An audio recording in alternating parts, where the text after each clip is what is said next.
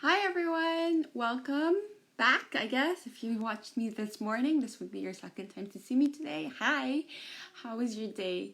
So today, right now, I'm gonna talk about sibling bickering or sibling fights. I know I talked about it last week, but this week I really want to get into it. Okay, so if this is the first time that you are watching, my name is Denise. I am a mom of two. I'm currently in Madrid, where we are in the middle of the lockdown, so we can't leave our house. And I'm also a parenting coach, as well as a certified How to Talk So Kids Will Listen workshop facilitator. So I'm saying this today because a lot of the tools that I'm going to be, or a lot of the tips that I'm going to be sharing come from this workshop. So yeah, let's get into it. Now, before we begin, I'd love for you to comment, what do your children bicker about the most, right?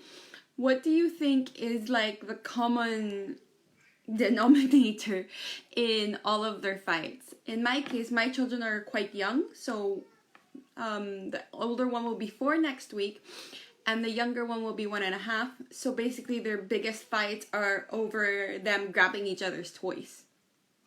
So yeah, that's what's common. I mean, that's like their common denominator. That's what they bicker the most about. And in fact, I wasn't going to mention it today, but it was like my last thing that I said when I spoke about siblings, which is be the model. And just before going on this live, I actually noticed how much I get my younger kid's toys without asking him. Obviously, I don't like grab it from him, but I don't ask him either. Like, I noticed that I did, like, in the span we were together, we were playing for an hour. And maybe in that hour, I did it twice or thrice, like, where I just, like, not even paying attention. I just got it. And thankfully, he's at that age where, like, he knows if you get something from him and you didn't ask. So he what's the word? How do I, like, say it? Like, he tells me, right? He shouts and he shows me what I'm doing wrong. So I just like to remind all of us, myself included, that in the end we can be doing whatever, we can try to be teaching our kids whatever we want to teach them, but in the end what they're going to learn is what we're living, right? So it's just like something to keep in mind about. So again, when it comes to sibling bickering, the one thing I mentioned last week was ignore it if possible. Like, if it's just tiny little, like, snipes where maybe they're okay and it's more just it gets on your nerves, because if you intervene every single time that they fight, then what they learn is that every single time that they fight, you're gonna come in, right? So they're gonna start always looking for you to settle the argument. And this is also quite somewhat related to the next part of don't take sides, right? Because it's so easy to come in and make a judgment that, oh, you grabbed your brother's toy, so you have to give it back to him.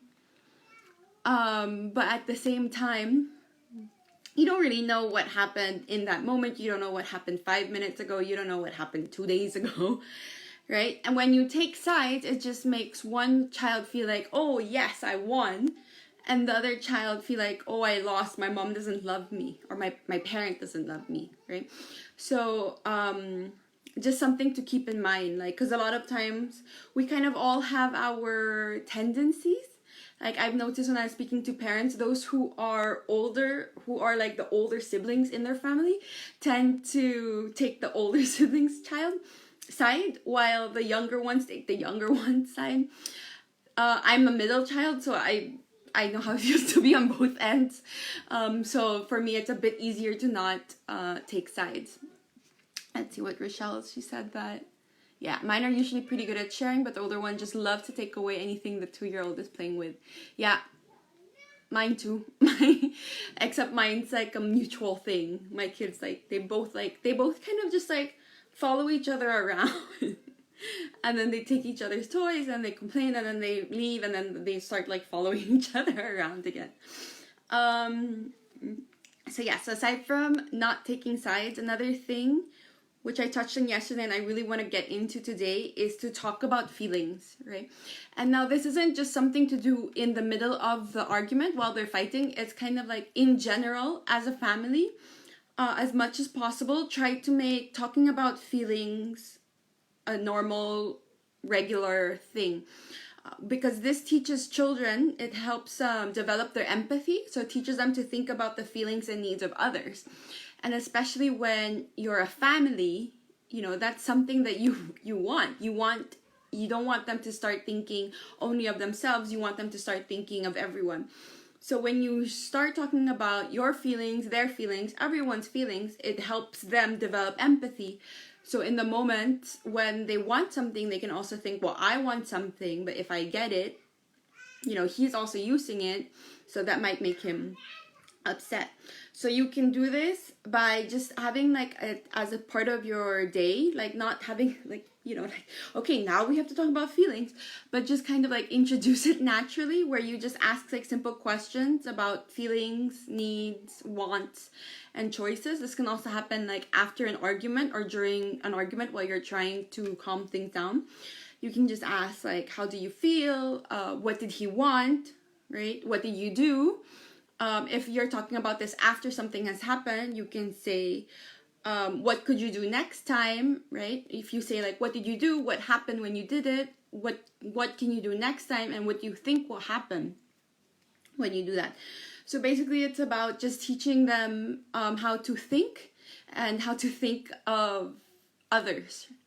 And another thing that I put here is when you're talking about feelings, as much as possible, try to listen without judging and reflect what they're saying instead of evaluating. So it's easy to say when you ask them, how did you feel? And then let's say they, this is just an example. Let's say, how did you feel? And they say, I hate my brother, right? And then the gut reaction is to say how could you hate your brother? He's your brother. You have to love him, blah, blah, blah, blah, blah. Right? So the idea is not to do that. Instead of judging what he says, you can just accept it, reflect it, and just show that you're listening. So when they say I hate my brother, you can say, oh, it sounds like you're really upset right now, or it sounds like you're really angry at him, right? You don't have to kind of accept that he hates his brother, even though that is how he feels. But when you say things oh, right now you feel like this, it also helps him understand that, okay, these are my feelings right now, but they're temporary. And it can help them realize that they can feel two feelings at once, right? They can feel, especially if they're angry at you, they can feel angry at you, but they can also love you. And that's a good feeling for all of us to remember.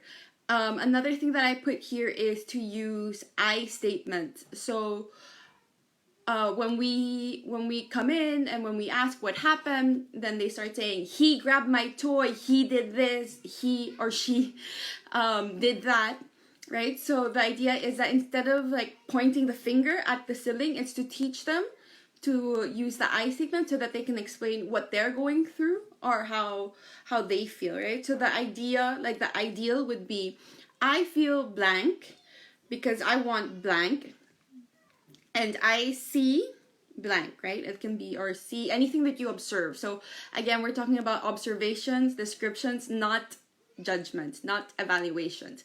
And it's actually trickier than it seems like. This is still something that I am practicing every single day, because evaluations are so ingrained in most of our communication that we don't even notice it. So in my case, for example, it was actually while I was writing this, and I think while I was talking to a client yesterday, that I realized that I've been saying a lot of times, what a mess, not pointing the blame at anyone, but just kind of, for me, I thought I was describing, because I was it is a mess, look at this place. And then I realized that the idea of mess is actually a judgment. It's an evaluation. What might be a mess for me isn't necessarily a mess for my children, right? So using the I statements kind of really help them understand what is my problem when I say what a mess. So I put here, if I were to follow the I statement, I would say, instead of you made a mess, I would say, or what's a mess, right? Which is what I have been saying. It would be, I feel stressed when I see the room, or, well, I'll just read what I wrote. I feel stressed because I want to step on the floor without getting hurt. And I see Lego all over, and I see Lego on the floor, right? So it's kind of like just describing what the problem for you is, because also that's a good thing to remember. What might be a problem for you doesn't mean that it's a problem for them. This is very close. If you have heard of nonviolent communication, this is basically what it is, where we really learn to speak using our observations and our feelings without putting our judgments onto other people. My own parenting consultant has a really good podcast on this, which I will share in the video description if you want to learn more about this way of speaking, right? This way of communicating. So how would this look like with kids? Right? So let's say that you hear your children fighting. Someone says, "You're stupid." And so the other one replies, "Well, you're stupid too." Okay, so that's kind of like where the bickering comes. So the idea is that you teach them, so you're actually there, and you can say to him, "Oh, it sounds like you don't like being called names." Right? Because that's really what the problem is. So it's kind of like the idea of teaching them what's bothering them, like how that makes them feel, and then expressing it in a way that doesn't attack the other person, right? So it's, I don't like being called names. It's not, I don't like you calling me stupid, right? It's like, it doesn't really matter who is doing it. What I don't like is the action. So that's the idea of using I statements. And so the next thing is to look for win-win situations. So this is very related to the problem-solving conversation that I mentioned. I also did another video about that, which I will also link on the video description.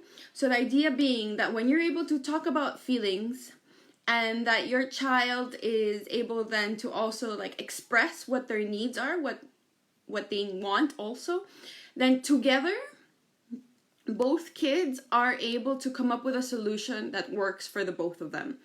And basically you're there sort of just to guide them. Okay, that's the next step that I have. It's to be their interpreter. Especially if you have young kids like me, where I have a 1.5 and a 4-year-old. And so the 4-year-old is verbal, but the 1.5 isn't. So I kind of have to be his voice. In the sense that like when his sister comes and grabs something from him, I'm there and I say, "Oh, it looks like Diego, the boy, it looks like Diego wasn't finished playing with that. He's crying. It looks like he wants it back. Could you give it back to him, please?" And then, then we kind of have that back and forth. This also could also look like, especially if this is something new for you and new for your kids, that regardless of their age, then you will have to be there kind of coaching them through this.